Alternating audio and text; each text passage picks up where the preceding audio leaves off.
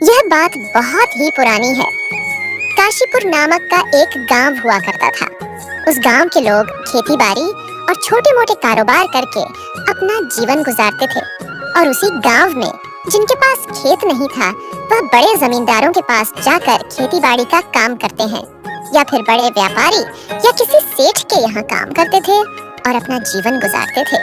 और इसी गांव में नटवर लाल नाम का एक जमींदार रहता था, जो बहुत ही बुद्धिमान और लालची था।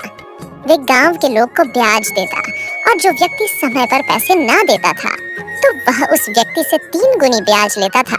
इसी गांव में मोहन नाम का एक लड़का रहता था, जो बहुत ही गरीब और लाचार था।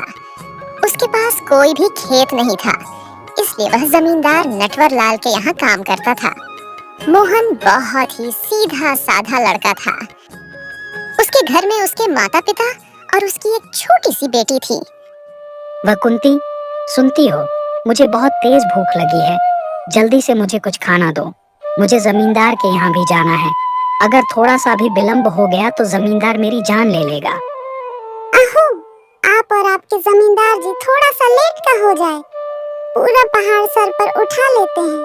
बस थोड़ी देर और रुक जाइए, मैं अभी खाना लगती हूँ। अरे भगवान, सब्जी नहीं है क्या? आज ये सब्जी कहाँ से आएंगी? सब्जी किनने में तो पैसे लगते हैं। कल जो आपने पैसे लाए हो वे तो दाल चावल में ही खर्च हो गई है, तो सब्जी कहाँ से आती? अच्छा ठीक है, भगवान दाल चावल ही लाओ। पता नहीं हमारे नसीब में कब अच्छा खाना लिखा है। अजी, मैंने आपको कितनी बार कहा है, उस नटवर लाल के यहाँ काम मत किया करो। वह बहुत ही लालची और बेईमान इंसान है। वह सिर्फ किसी की मजबूरी का फायदा उठाना चाहता है। आप दूसरे के यहाँ काम करने क्यों नहीं जाते हैं? आप उसके यहाँ इतना काम करते हैं और आपको पैसे के नाम पर 2-4 रुपए। नहीं कुंती, ऐसा नहीं कहते हैं। वह तो हमारे अन्नदाता है, उसके ही बदौलत हमारा घर चल रहा है। तुम ऐसा कैसे कह सकती हो? हाँ, आप तो कहेंगे ही कि उन्हीं के वजह से हमारा घर चल रहा है। फिर मोहन खाना खाकर नटवर लाल के यहाँ चला जाता है। अरे मोहन, आज तुम फिर से लेट करके आए। तुम्हारे टाइम का कोई आता पता रहता है या नहीं? नहीं सेठ जी, 5 मिनट तो लेट हुआ है। अच्छा, 5 मिनट लेट हुआ है। अब तू शाम को 1 घंटा लेट जाएगा। तेरे 5 मिनट का हिसाब 1 घंटे से वसूला जाएगा। अच्छा चल जा, अब बहुत सारा काम पड़ा है, जल्दी से सारे काम निपटा। अरे नटवर लाल सेठ जी, आपसे कोई मिलने आया है बाहर। अरे भाई, इतनी सुबह सुबह कौन आया है मिलने के लिए? जाओ उसे भेज दो यहाँ। अरे सेठ जी, मेरे को कुछ पैसे उधार चाहिए। उधार के पैसे तो मैं दे दूंगा, पर कुछ गिरवी रखने के लिए लाए हो या नहीं, कि खाली हाथ ही आ गया है? मैं बिना कुछ गिरवी रखे उधार नहीं देता हूँ, तुमको तो पता ही होगा। हाँ सेठ जी, मैं लाया हूँ ना। गिरवी रखने के लिए ये रहा, मेरी बीवी के पैरों के चांदी के पायल। आप इसे गिरवी रखकर मुझे कुछ पैसे उधार दे दीजिए, मैं जल्द ही आपके पैसे दे दूंगा। हाँ देता हूँ, थोड़ी देर रुको। नटवर लाल उस चांदी के पायल को अपने पास गिरवी रखकर उस गरीब व्यक्ति को पैसे दे देता। अरे सुखिया, आजकल ये लोगों को क्या हो गया है? लोग ज्यादा ब्याज पर पैसे नहीं ले जा रहे हैं, और ब्याज का धंधा भी मंदा चल रहा है। जरा पता तो लगा सुखिया, लोग ब्याज के पैसे कहाँ से ले रहे हैं? इनको ब्याज के पैसे नहीं चाहिए। का आखिर गांव के लोगों को हो क्या गया है?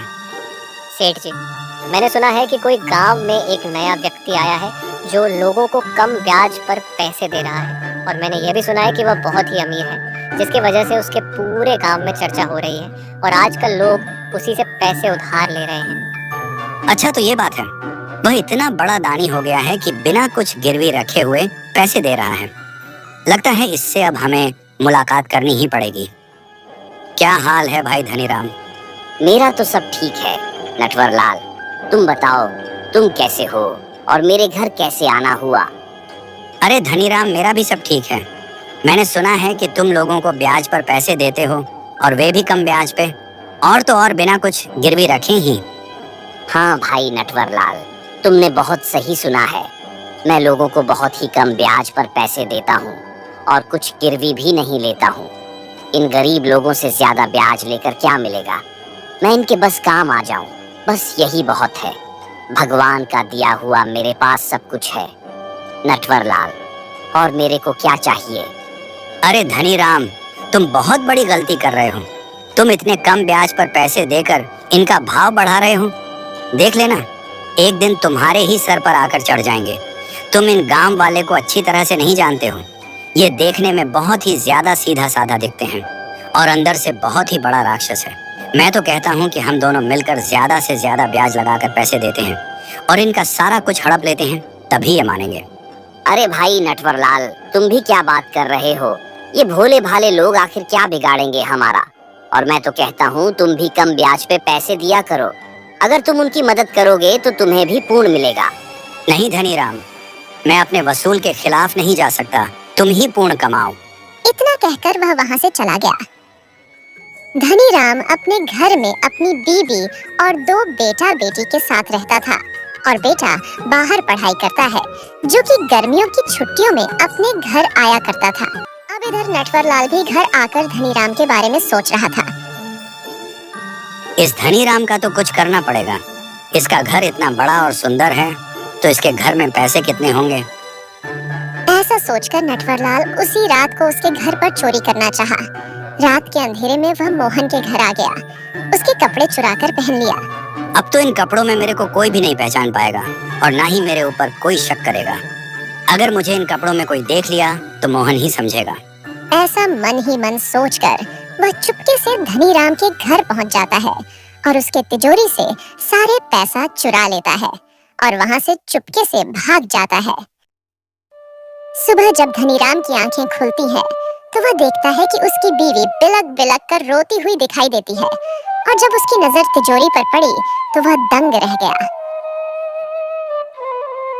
हे भगवान, हमारे घर में चोरी हो गई है।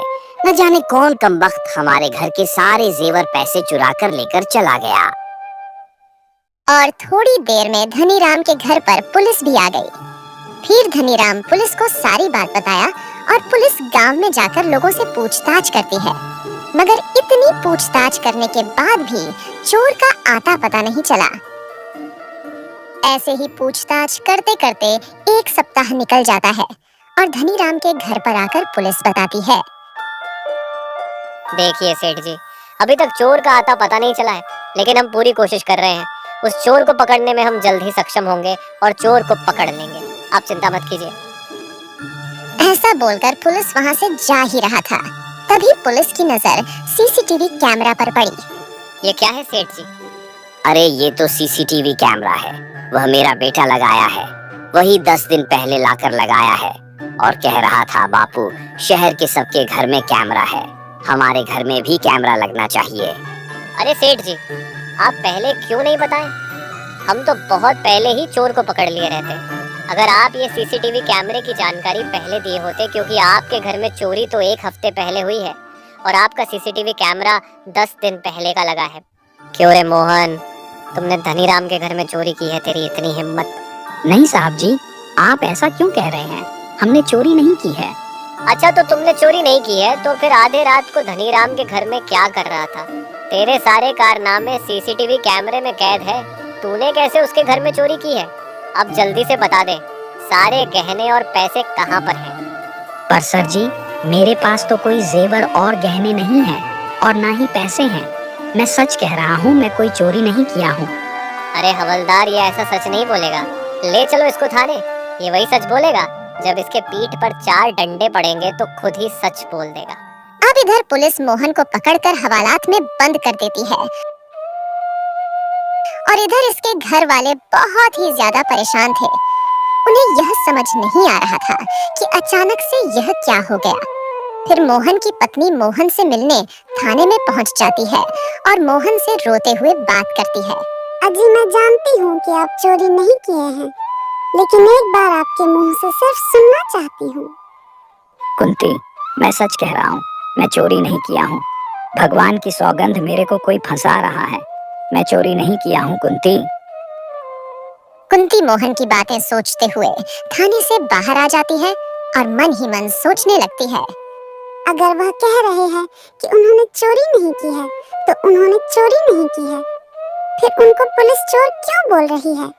इस सच का तो पता मेरे को लगाना पड़ेगा, चाहे जो कुछ भी हो जाए। मैं तो कर का पता लगा कर ही रहूंगी। मुझे अच्छी तरह से उसे सीसीटीवी कैमरे में देखना होगा कि आखिर यह है या कोई और है। फिर थोड़ी ही देर में कुंती धनीराम के घर पर पहुंच जाती है और उनसे बोलती है, सेठ जी, क्या आप मुझे एक बार सीसीटीवी कैमरा दिखा सकते हैं? मैं उसे कैमरे में देखना चाहती हूँ कि आखिर वही ही मेरे पति है या कोई और है। धनीराम बहुत ही भला इंसान था। वह सीसीटीवी कैमरा दिखाने के लिए मान गया।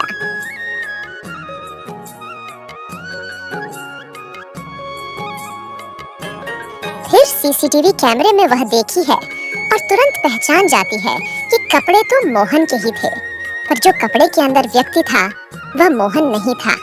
तभी उसकी नजर उस व्यक्ति के हाथ में पहने चमकीली घड़ी पर जाती है और उसको अब पूरा यकीन हो गया कि वह व्यक्ति मोहन नहीं है।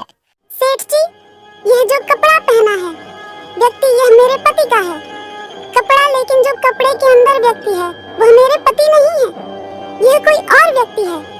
यह देखिए, इसके हाथ में एक चमकीला घड़ी है। मेरे पति चमकीले घड़ी कभी नहीं पहने हैं। सेठ जी, आप मुझे थोड़ा सा टाइम दे दीजिए, मैं इस सच का पता लगा कर रहूंगी। कुंती, अगर ऐसा है तो तुमको साबित करना होगा ये जो व्यक्ति है वह तुम्हारा पति नहीं है। अगर तुम ऐसा कर दोगी तो तुम अपने पति को बचा लोगी, लेकिन इसके लिए तुमको उसे व्यक्ति को रंगे हाथों पकड़ना होगा। ठीक है सेठ जी, आप मुझको टाइम दें। इसके लिए मैं आपका सदा आभारी रहूंगी और मैं उसे चोर का पता लगा कर रहूंगी और यह साबित भी कर दूंगी कि मेरे पति चोर नहीं है।